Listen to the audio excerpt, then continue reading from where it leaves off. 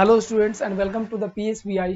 Student, आज की इस क्लास में हम लोग क्लास 5 का जो साइंस पढ़ रहे थे उसे ही आगे कंटिन्यू करने वाले हैं और ये हमारा डे 3 होने वाला है। ये हमारा क्लास का तीसरा दिन है साइंस का और ये चैप्टर 1 अभी हम लोग कवर कर रहे हैं। ठीक है, तो पिछले क्लास में स्टूडेंट हमने आप सभी को यहाँ तक, इससे पीछे का जो टॉपिक है वो आप सभी को, मतलब ये जो टॉपिक है, इस टॉपिक में जो था बेसिकली, उस टॉपिक में था कि कुछ ऐसे बीज होते हैं, कुछ ऐसे पेड़ होते हैं जिनमें कांटे होती है, फर होते हैं, और वो क्या होता है हमारे शरीर के साथ चिपक करके एक जगह से दूसरी जगह ट्रेवल कर जाते हैं। ये टॉपिक तक हमने कल खत्म कर चुके थे हम लोग पिछली कक्षाओं में। आज की जो क्लास हमारी होने वाली है उसमें जो टॉपिक हम सभी को पढ़ना है वो ये टॉपिक है different condition for the different proper growth of different plant, यानी कि different condition for the proper growth of different plant. अलग अलग वातावरण, अलग अलग दशाएं, अलग अलग पेड़ पौधों को उपजने के लिए आवश्यक होती है। सभी पेड़ पौधे एक जैसी दशाएं में क्या होती है, ग्रो नहीं कर पाती है, उपज नहीं पाती है। इसके लिए सभी के लिए एक अलग अलग कुछ खास पर्टिकुलर दशाएं की आवश्यकता होती है। उन दशाएं के बारे में आज हम लोग पढ़ने वाले हैं। तो चलिए स्टूडेंट्स, आज के इस बेहतरीन सी क्लास को हम सभी शुरुआत करते हैं। आइए अपने इस टॉपिक के साथ में। स्टूडेंट, अब जो हमारी पहली जो इसमें जो फसल दी गई है वो है वेजिटेबल, यानी सब्जियों वाली फसल। Vegetable grow best in the soil containing enough mineral contents. सब्जियों वाली जो फसलें होती है वैसी मिट्टी में उपजती है जिस मिट्टी में सबसे अधिक मात्रा में मिनरल्स यानी कि खनिज उपस्थित होते हैं। The vegetable like cabbage, the vegetables like cabbage, peas, cauliflower, carrot, radish need a cool climate to grow well। अब यहाँ पे कुछ सब्जियां जैसे कि हमारे पास है बंदा गोभी हो गया, फूल गोभी हो गया, मटर हो गया, गाजर हो गया, मूली हो गया। तो ये सब जो फसलें होती है इन्हें ठंडी वातावरण की आवश्यकता होती है अच्छे तरीके से ग्रो होने के लिए। ठीक है students, the vegetables like brinjal, pumpkin and ladies finger need a warm climate. अब देखिए यहाँ पे कुछ और सब्जियां दी गई। सब्जी में ये दो प्रकार से हमारे पास है। एक तो सब्जी वैसे है जैसे कि कैबेज हो गया, बंदा गोभी हो गया, फूल गोभी हो गया, मूली हो गया, उन्हें उपजने के लिए ठंडी वातावरण की आवश्यकता होती है। दूसरा सब्जी में ही हमारे पास है कि ब्रिंजल बैगन हो गया, पंपकिन कद्दू हो गया, फिर लेडीज फिंगर यानी कि भिंडी हो गया। इन सभी सब्जियों को जो है वार्म यानी कि गर्म वातावरण की आवश्यकता होती है अच्छी तरीके से ग्रो होने के लिए। नेक्स्ट जो है स्टूडेंट हमारे पास में है melons, water melons, potato and onion grow best in the sandy soil of the river beds. अब यहाँ पे कुछ ऐसे सब्जियां हैं जिन्हें अलग मिट्टी, अलग प्रकार की सॉइल की आवश्यकता होती है। ठीक है, जो कौन कौन से मिलन्स, वाट मतलब खरबूज, तरबूज, आलू, प्याज, ये सब जो होते हैं इन्हें बलुई मिट्टी चाहिए। ठीक है, सैंडी सॉइल मतलब मिट्टी का भी बहुत सारा प्रकार होता है, जिसमें से एक प्रकार होता है बलुई मिट्टी, जिसको हम लोग बोल सकते हैं, जिसमें बालू की मात्रा अधिक हो, वैसे मिट्टी को हम सब क्या बोलते हैं, बलुई मिट्टी बोलते हैं। तो बलुई मिट्टी के लिए क्या क्या, बलुई मिट्टी में क्या क्या उपज सकता है, तो खरबूज उपजेगा, तरबूज उपजेगा, पोटैटो हो गया, प्याज हो गया। ये सब चीजें जो है बलुई मिट्टी, और बलुई मिट्टी जो होता है नदी के किनारे जो मिलता है उसमें ये सब चीजें उपजती है। ठीक है, अब आगे हमारे पास है paddy grow in a wet and clayey soil. ठीक है, paddy grow in a wet and clayey soil. Paddy means क्या होता है, धान होता है। पैडी मीन्स क्या होता है, धान। तो जो धान है वो क्या होता है, वेट, वेट मीन्स होता है नम्र। ठीक है, वेट मीन्स होता है नम वातावरण, और क्लेई सॉइल मतलब कि कैसा हो सकता है, क्ले के जैसा। क्ले जो होता है ना, क्ले, क्ले से जो हम लोग स्कूल में यूज करते हैं, क्ले, क्ले जैसा उसको मिट्टी चाहिए, जिसको हम लोग बोल सकते हैं क्या, कादर मिट्टी बोल सकते हैं, क्ले सॉइल। क्ले सॉइल में क्या होता है, कादर मिट्टी में ये सब क्या होता है, धान जो है उपजता है। उसके बाद wheat grow based on well drained soil in the temperature region. ठीक है, अब गेहूं जो होता है best drained soil in the temperature region. गेहूं जो होता है ये टेम्परेट रीजन में होता है, यानी कि उष्ण वातावरणीय क्षेत्र में जो गेहूं होता है वो उपजता है। ठीक है, और गेहूं के लिए जो क्या चाहिए, पर्याप्त मात्रा में जल की आवश्यकता होती है, और वातावरण थोड़ा उष्ण वातावरण टेम्परेट रीजन में उपजती है। उसके बाद हमारे पास है कॉटन। कॉटन मीन्स क्या होता है, रुई।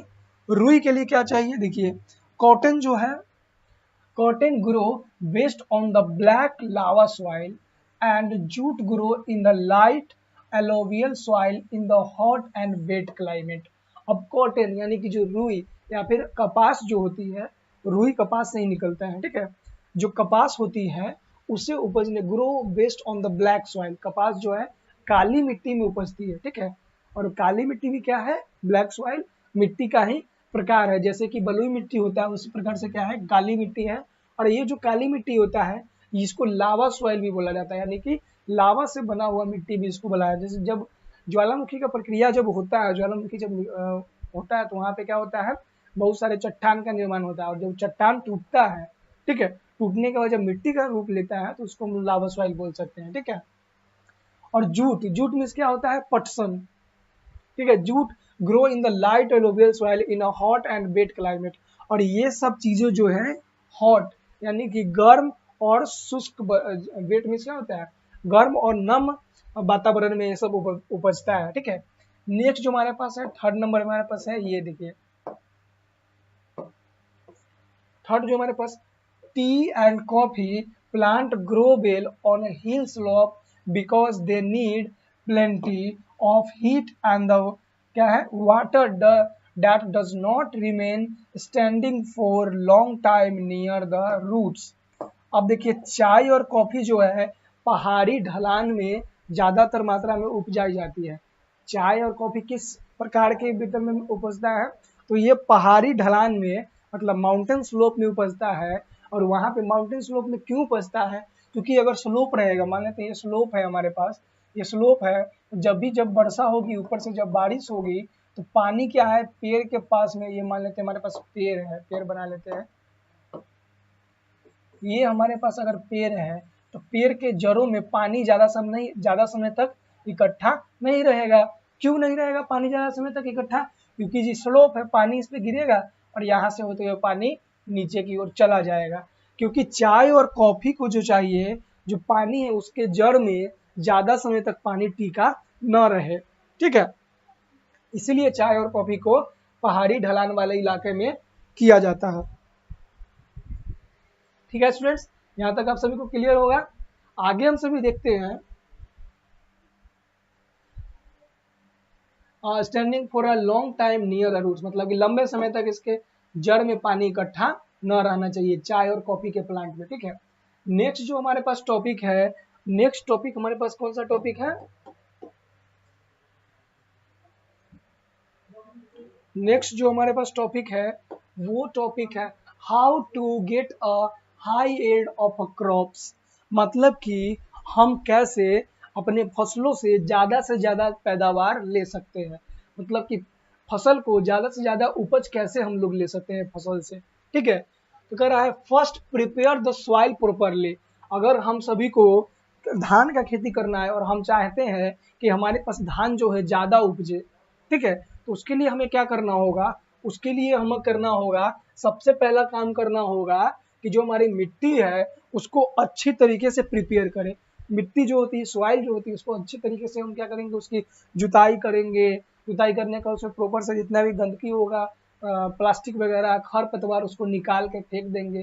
तो सबसे पहले हमको सॉइल को अच्छी तरीके से प्रिपेयर करना होगा। सेकेंड में then use healthy and ripe seed for a sowing, मतलब कि दूसरे नंबर पे हमें क्या सबसे इम्पोर्टेंट बात ध्यान रखना है, वो इम्पोर्टेंट बात ये है कि जो बीज हम लेंगे वो बीज स्वस्थ और पका हुआ बीज होना चाहिए, पूर्ण रूप से पका हुआ।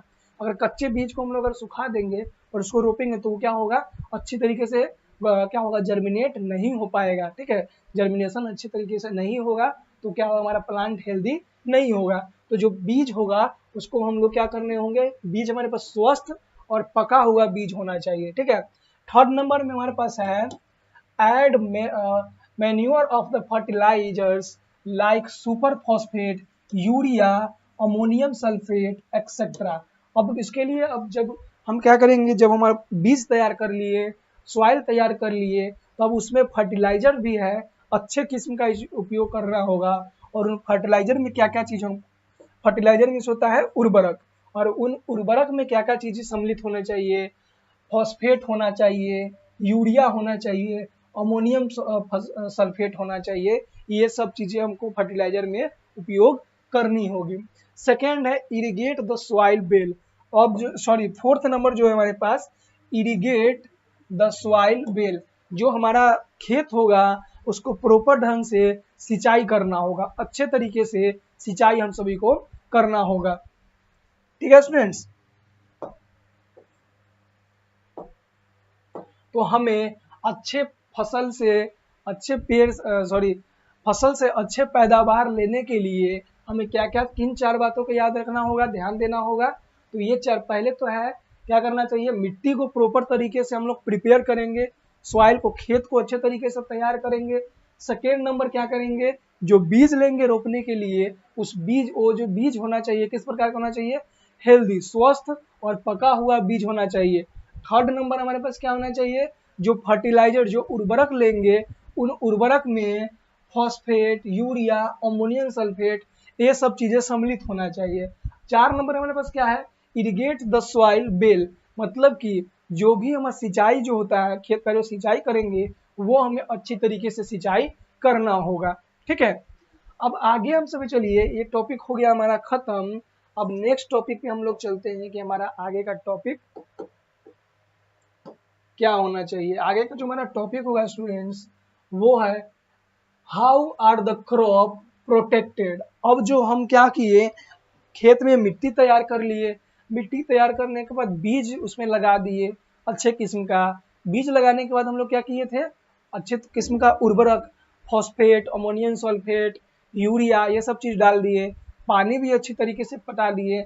जब पानी उन्हें पटा देंगे, फर्टिलाइजर डाल देंगे, तो खेत में क्या होगा, अच्छी फसल आएंगे। और जब अच्छी फसल आएंगे तो अब उसे हमें रक्षा करना होगा। किनसे रक्षा करना होगा, तो कोई जानवर आके खा न ले, कोई उसको तोड़ न दे, चिड़िया उसको चुन न जाए, इन सब चीजों से हमें प्रोटेक्ट करना होगा। तो हमारा जो नेक्स्ट टॉपिक है यही टॉपिक है, how are the crops protected. जो फसल होगा उसकी रक्षा कैसे करनी चाहिए और कैसे करनी होगी हम सभी को। तो आइए स्टूडेंट्स देखते हैं हम सभी कि जो हमारा खेत में जो फसल होगा उस फसल को हम लोग कैसे प्रोटेक्ट कर सकते हैं। The standing crop gate damage if proper care is not taken. ठीक है, जो हमारे खेत में फसल लगी हुई है, फसल खड़ी हुई है, उस फसल को अगर हम प्रॉपर तरीके से ध्यान नहीं देंगे तो वो फसल क्या होगा, डैमेज हो सकता है, उस फसल को क्षति पहुंच सकती है। ठीक है, so we need to protect our crops against. अब हमें हमारा जो, इसीलिए हमारा जो फसल है उसे रक्षा करने की आवश्यकता है।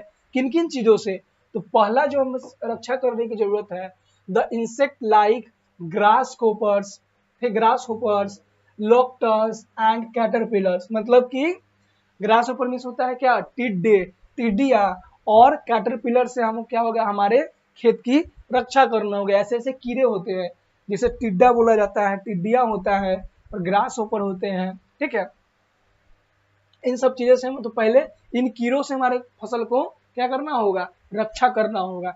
दूसरे नंबर में disease and grazing animals like cow, buffalo and goats. अब क्या होगा, सेकेंड नंबर में प्रोटेक्ट करना होगा कि हमारे फसल में कोई बीमारी ना हो जाए, उस बीमारी से हमारे फसल को बचाने की आवश्यकता होगी। थर्ड नंबर में क्या है, हमारा जो कुछ हमारे आसपास कुछ पालतू जानवर होते हैं, चरने वाला जानवर उसको बोलते हैं, तो चढ़ जाता है, जैसे खेत को नहीं चढ़ता है, चरने वाला जानवर कौन कौन होता है, गाय हो गया, बकरी हो गया, भैंस हो गया।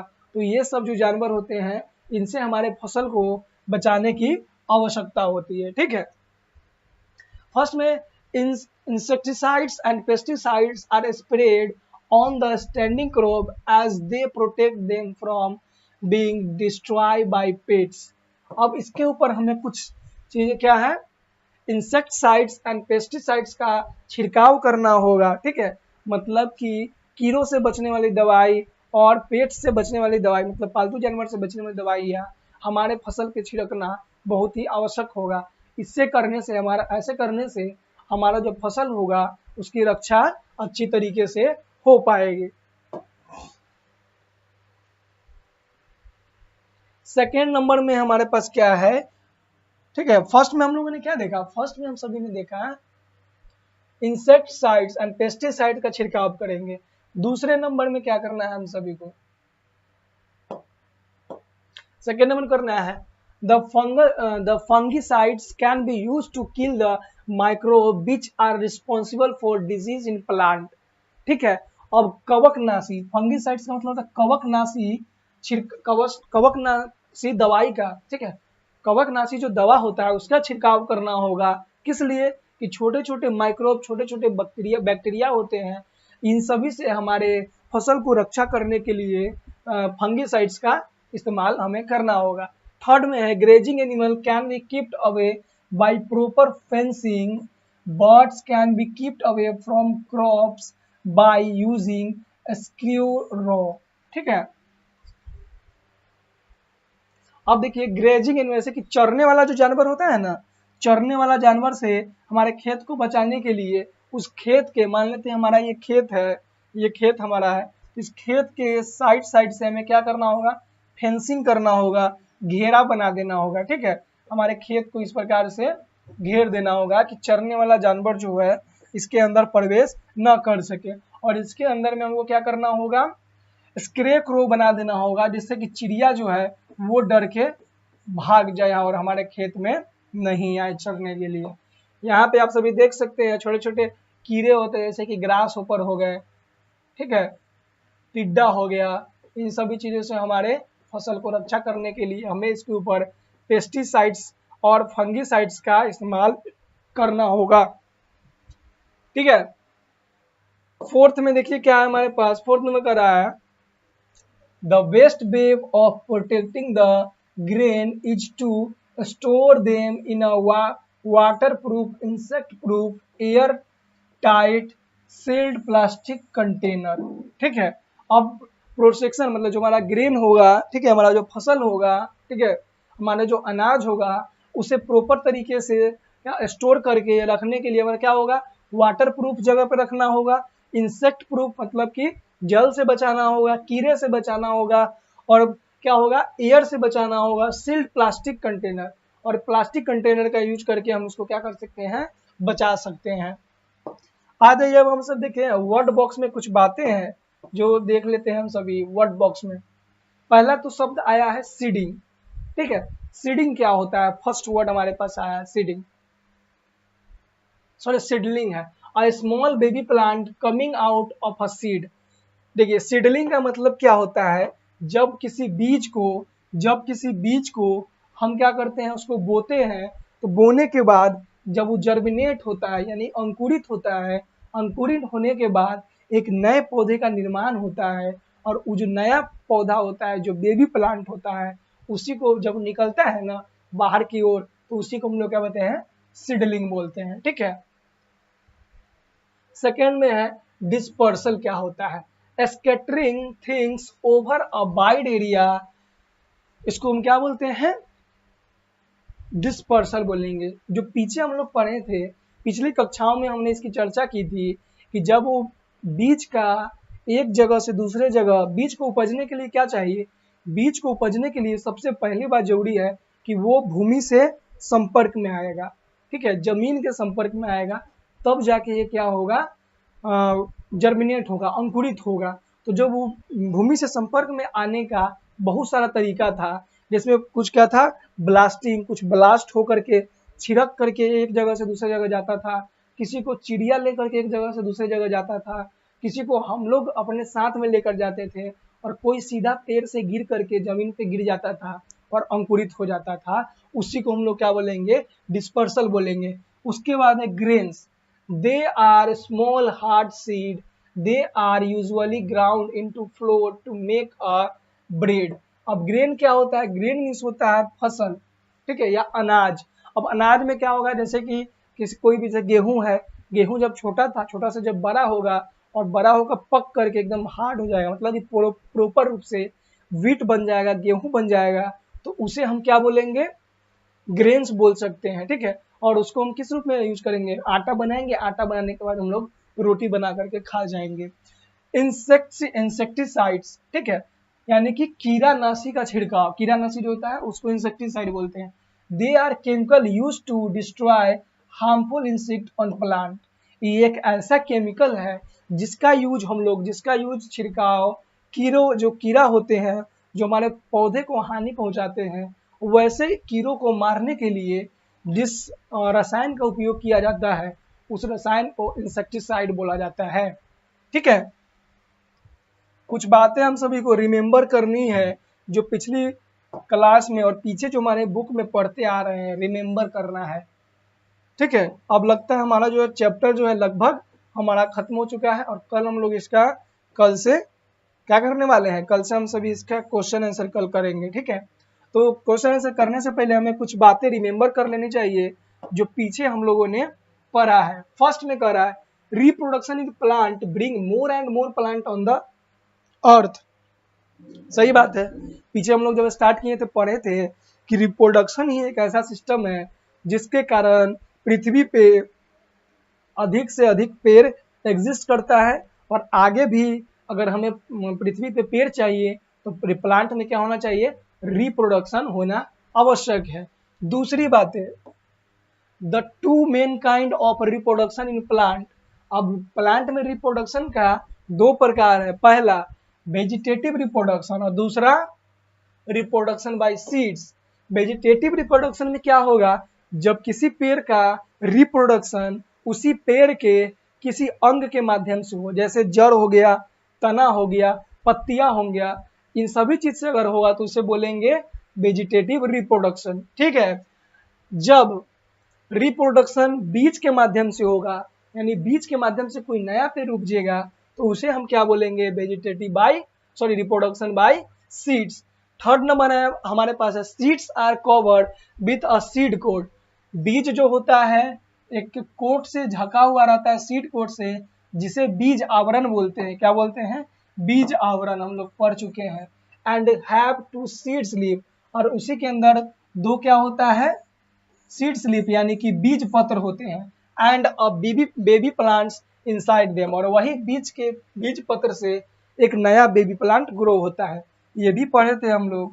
थर्ड बातें हम क्या पढ़ रहे थे, ये तो हो गया। फोर्थ बातें क्या पढ़ रहे थे, the process of development of seed into a seedling is called germination.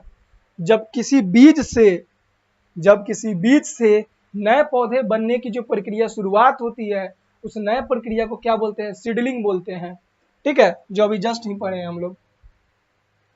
Fifth number है the necessary condition for a germination of seed are air, water, sunlight and correct temperature. किसी भी बीज को अंकुरित होने के लिए चार दशाएं की आवश्यकता होती है। वो चार दशाएं हवा, पानी, सूरज प्रकाश और क्या है, उचित तापमान की आवश्यकता होती है। 6 नंबर हम सभी को पढ़ना है। 6 नंबर क्या है, the scattering of seed is called the dispersal of seeds. मतलब कि बीज का एक जगह से दूसरी जगह, स्कैटरिंग मतलब छिड़काव, उसी को हम लोग क्या बोलते हैं, डिस्पर्सल। एक वाइड एरिया में जब एक खास प्रकार का बीज को अगर किसी न किसी माध्यम से स्कैटर किया जाएगा तो उसे बोलेंगे स्कैटरिंग ऑफ सीड्स बोलेंगे।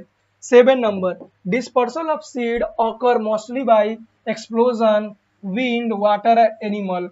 मतलब कि बीज जो है एक जगह से, बीज को क्या चाहिए, पेड़ से भूमि के संपर्क में आना जरूरी होता है। तो उसमें जो पेड़ होता है एक, तो उसमें बहुत सारा रास्ता होता है, बहुत सारा तरीका होता है। जो पहला तरीका था, एक तो डायरेक्ट पेड़ से बीज जमीन पे गिर जाएगा और अंकुरित होकर नया पेड़ हो जाएगा। दूसरा क्या होगा, विंड, हवा के माध्यम से जो हल्के बीज होंगे वो हवा के माध्यम से उड़ करके एक जगह से दूसरे जगह चले जाएंगे। फिर पानी के माध्यम से, जैसे नारियल, एक नारियल पानी में गिरेगा और फ्लोट करते हुए, तैरते हुए एक जगह से दूसरे जगह चले जाएगा और वहां पे जाके नया प्लांट का ग्रो हो जाएगा। फिर किसी जानवर के द्वारा, जब कोई जानवर किसी कांटेदार झाड़ीदार पेड़ के ऊपर बैठेगा तो उसके क्या होगा, शरीर में वो बीज जो होगा कांटे जैसा उसके शरीर में चिपक जाएगा और उसके साथ एक जगह से दूसरे जगह चला जाएगा। 8 नंबर हमारे पास है different plant need different type of soil, fertiliser, different amount of water for their growth. अलग अलग जो पौधे होती हैं उनके लिए अलग अलग हवा, पानी, तापमान और सूरज की प्रकाश की आवश्यकता होती है। 9 है plant must be protected from insect, birds, animal and some microbes. जब फसल होगा तो फसल को कुछ चीजों से हमें रक्षा करनी होती है। वो चीजें क्या होंगी? चिड़िया से रक्षा करनी होगी, जानवर से करनी होगी और कुछ छोटे छोटे जीवाणुओं से करनी होगी। ठीक है। और 10वां नंबर हमारे पास क्या है? 10 number, the best way of protecting the seeds is to store them in a water proof and insect proof plastic container. और बीज को सबसे अच्छे तरीके से सुरक्षित करने के लिए वाटर प्रूफ और इंसेक्ट प्रूफ प्लास्टिक के बैग में स्टोर करके हमें बीज को रखनी चाहिए, जिससे हमारा बीज खराब नहीं होगा। तो स्टूडेंट यहाँ पे हमारा क्लास 5 का जो चैप्टर 1 है प्लांट लाइफ वो लगभग ऑलमोस्ट खत्म हो चुका है और कल से इसका जो एक्सरसाइज है वो हम लोग कंप्लीट करेंगे। तो हम आशा करते हैं कि आप सभी को अच्छी तरीके से क्लास समझ में आई होगी, और अगर अच्छी तरीके से समझ में आई होगी तो क्लास को लाइक कर दीजिएगा, वीडियो को शेयर कर दीजिएगा। मिलते हैं नेक्स्ट वीडियो में जहाँ पे इसका हम लोग क्वेश्चन आंसर और डाउट क्लियर करने वाले हैं। थैंक्स।